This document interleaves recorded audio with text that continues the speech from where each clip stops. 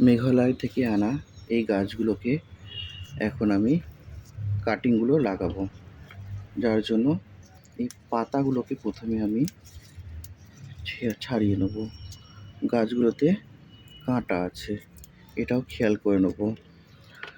মেঘালয়ে যে হোটেলে ছিলাম সেই হোটেলের সামনে এই গাছগুলো ছিল, ওখান থেকেই আমি এই গাছগুলোকে কালেক্ট করেছি, ডালগুলোকে কালেক্ট করেছি। এখন আমি এই গাছগুলোকে রোপণ করব, কাটিং বসাবো। এই যে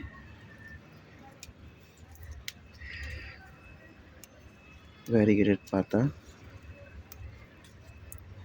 দেখে নেবো, এবার আমি কাটিং করে নেবো ঠিকঠাকভাবে। আর এই একটা ডাল দেখি, এই অংশটা নেওয়া যাবে না, অংশটাকে আমাকে বাদ দিতে হবে।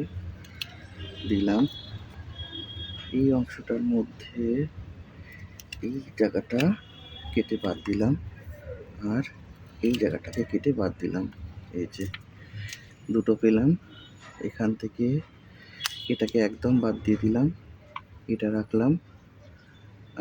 এখান থেকে এটা বাদ দিয়ে দিলাম, আর এখান থেকে এটাকে বাদ দিয়ে দিলাম। এই যে এই কটা কাটিং হয়েছে, এই কটা কাটিংকে এবার আমি লাগাবো। এই কাটিংগুলো এবার আমি এক এক করে রিপোর্ট করে দেবো। জাস্ট নর্মাল বালি, ওর মধ্যেই আমি এগুলোকে রিপোর্ট করে দিচ্ছি।